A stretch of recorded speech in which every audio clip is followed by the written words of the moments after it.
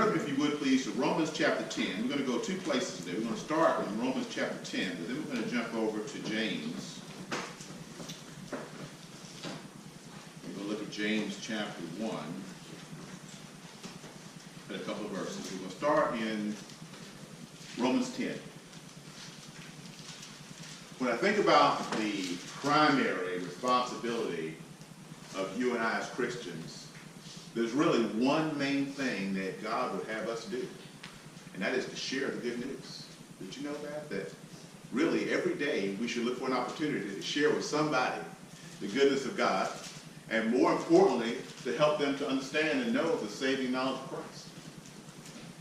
And I think when I look at the world, and I look at people and everybody we come in contact with, when they see Christians, people of the church, being real, a lot of times they're turned off.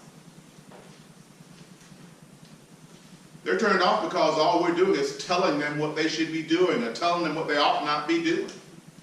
Did you know that most people already know that what they're not doing is what they should be doing? Did you know that? Did you know it's like they already know that? They're already probably struggling with that. Or it's already an issue in life that maybe they've kind of surrendered to, or maybe there's in denial of, but the last thing at that point they need is someone to tell them that that's the problem. You don't have to tell me I'm bald. I know it. I see it every day. You don't have to, man, Pastor, no, you don't have to tell me that. I got that. I know that. But we often tell people, don't we, what they should do and what they should not do. In Romans 10, Paul told the church that they should be very mindful about the fact that if you look in verse 14, talking about people who share the gospel, how then can they call on the one they have not believed in? And how can they believe in the one whom they've not heard? And how can they hear without someone preaching to them? Now, when we think of preaching, you think of me standing up here in a lectern, and we think of people to tell you. And I find this interesting. If you're in a battle and going back and forth, people that say, don't preach at me. Don't preach at me, because it's being perceived as being a negative thing. Well, really, biblically, preaching is supposed to be something that encourages people, not condemns them. It's to be something somebody wants to hear, but it has got a connotation that makes people get turned off. When it's done the right way, it could almost be coaching. If you really think about what a preacher should be, a preacher's supposed to be a coach. You're supposed to be teaching, modeling, and encouraging. It's something, guess what, that somebody wants to hear, not something they don't want to hear. And that's what he's saying here. But how will they know about Jesus, quite frankly, if someone's not preaching them? And here's this verse 15. And how can they preach unless they are sent? As it is written, how beautiful are the feet of those who bring the good news. Preaching is not just in a pulpit. Did you realize that any time you share the knowledge of Christ, that from a biblical perspective, you're preaching? Because it's what you're talking about. It's who you're encouraging. But here's the problem. People don't want to hear a sermon. They want to see it. That's the problem. People don't want to hear a sermon. They want to see a sermon. And the first thing they're going to do when they hear is they're going to compare. And so we talk about righteousness, we talk about holiness, we talk about, doing that which is good. But then the world looks and goes, really? Because they hear one thing, but then they see another. And that, beloved, is the problem we have with the impact God would desire in this world by the church. Because we ourselves are not modeling what we preach. James recognized that problem. So we see in Romans 10 that for someone to come to the saving knowledge of Christ, they've got to hear, right? They've got to hear. But we know now when they listen, they're also doing what? Looking. Does what I see line up with what I hear? James talked about that in James chapter 1. Starting in verse 22. This is now to all of us. James 1:22. Because here's what we do. We ourselves listen, but we ourselves don't apply. Do you know that throughout this country, not much less the world, today there are pews filled with people, and they are there listening, but they're thinking about the Super Bowl. I'm just saying. Just saying. They're listening, but in the back of their mind they're going, okay, this has got to last 15 minutes, and I've got to go after this, I still got to go get the wings, I still got to go because I love you, but I got something, hear me, this is sobering, I have something more important to do. Now yes, I'm going to get you out of here in time to go get your wings, but the point is, where's the difference? As we design ourselves more and more to be like the world, to draw the world, where's the difference that we are not as the world? Because the world is looking to see something that is different, not same. And I ask us with love, where is the difference? James talked about, he says, do not merely listen to the word and so deceive yourselves. Do what it says. Many times we don't understand the importance of not just, you don't want to just come and hear a sermon and walk away and get the check mark. You're good for the week. You've got to hear it and go out, I'm sorry, and apply it. You have to do what it says. If it's going to not only make a difference in your life, but more importantly also the lives of everyone you're going to come in contact when you walk out of these doors today. We have to be really the ones who are modeling what people don't need to, I don't know about you. I learn by doing. I learn by doing, and I learn by seeing it done first. If I don't know how to do something I'm trying to fix around my house, the first place I go is YouTube. I have all these books in the house on carpentry and things like that. My wife says, why do you keep all these books, dear?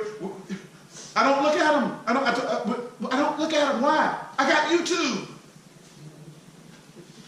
Because I can see in a moment what it is I'm trying to do, what's the best way to do it. I have an example. Now all I've got to do is go out and buy a brand new tool from Lowe's that I've been wanting. And I'm good to go. My wife says I never finish projects because I spend the money buying the tools, and then I run out of money and can't finish projects.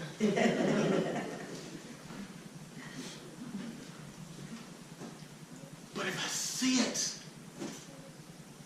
I now have something to identify with, and now I can do it. People are looking to see it. They want to see this holiness. They want to see this freedom. They want to see this joy. They want to see it and not just hear about it. They're looking for something different, and they want to see somebody who has this joy that the world didn't give and the world didn't take away. They want to see somebody that has this peace that transcends all understanding. They want to see somebody who's not anxious and worried about tomorrow because they understand the day has enough issues of its own. They want to see somebody who is willing to say, I will seek first the kingdom of God and his righteousness, and all the other things in the world I long for, well, they're just things that will be added as well. People are looking to see someone who gets that. Yes, yes, amen. And you know who they're looking at? They may look at preachers, they're looking at believers. looking at believers. They're not looking at titles. They're not looking at labels. They're looking at people. They want to find somebody who believes this gospel good news so much that all they're doing is applying it in their own lives. Yeah.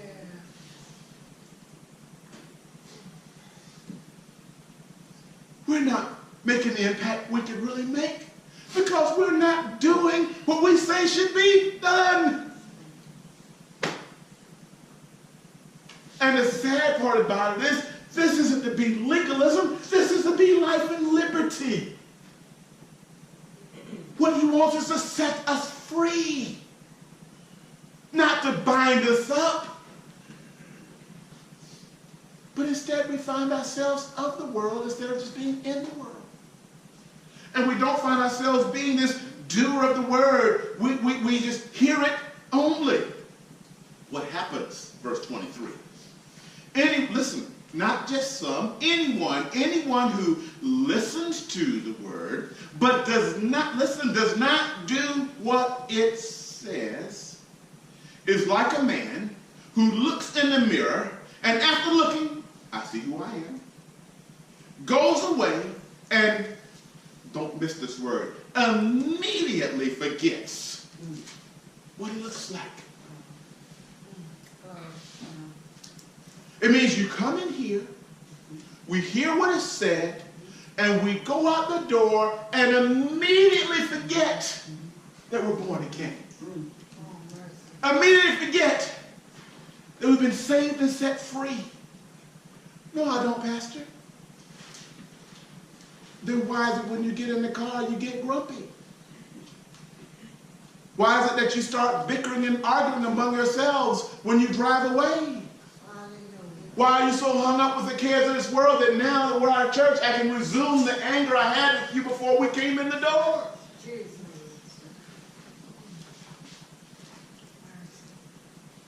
Why is it as soon as we find ourselves at a stoplight and we're ready to go because we got to go by the wings of the Super Bowl and somebody won't get out of the way, we're angry and blowing a horn and saying, won't you move?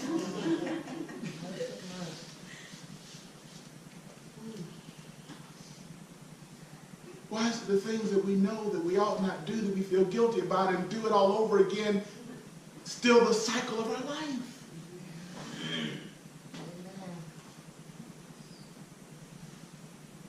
And the whole time the world is looking for someone who's just doing what they say.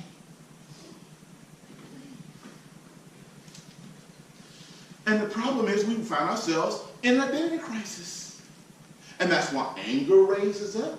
That's why we find ourselves worried now, because we figure we got to try to make things work for ourselves, so we forget that God's got us. Because now we think we're on our own.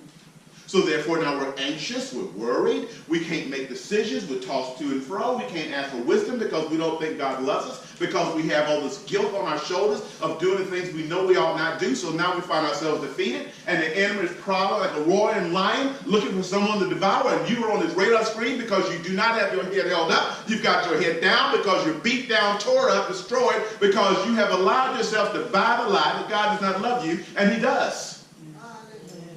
He's got you. He loves you. His grace is sufficient for you today. Yeah. But we have to decide. See, what I love about God, God does not demand that you do what he says. He has given you the freedom of making a choice. Just like he told Joshua, told the people, choose you this day whom you will serve. Make a decision. He's given you another choice. God is pro-choice. Make a decision.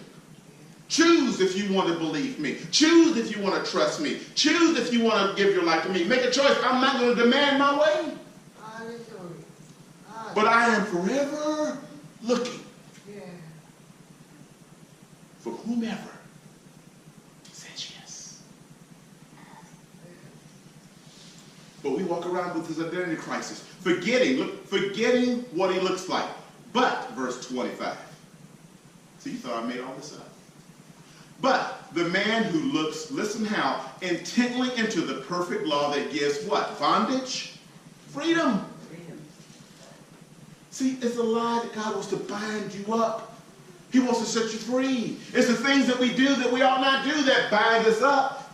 It's the things that we do that we ought not do that causes divorce. It's the things that we do that we ought not do that causes jail time and addictions and anger and broken families and fractions and all the things that happen, greed, all the things that's disruptive as a result of doing the things we ought not do for the sake of freedom. It's my thing. I do what I want to do. And the results are destructive. But until Christian homes stop divorcing, until Christian couples love one another, until Christian couples are willing to stand in the midst of adversity that will tear a home apart and say we're going to trust God to hold this family together, until Christian families are walking alongside their children and working to bring them up in the way of the Lord and showing the excellence that can come from a family that is sticking together through thick and thin. Until the Christian man or woman who's in a job place does their fair share of the work and is willing to walk alongside somebody else and not so quick to walk out of the office too early or spend a whole lot of time talking about how good church was on Sunday instead of modeling church before the world as they walk through being the most excellent employee. Until Christians are willing to make the difference of all the choice that we consider on the local and social and national realm as things that are not right, and we choose on our own to stop allowing that to happen in our own lives. Until that happens, the world's going to say, really? Glory, glory, glory, glory.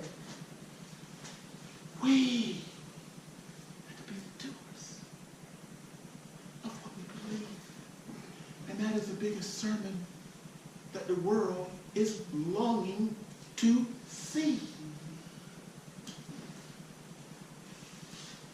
Finds freedom, but listen, and not just on this Sunday, continues to do this. Not forgetting what he has heard, but listen, but doing it. He'll be blessed in whatever he does.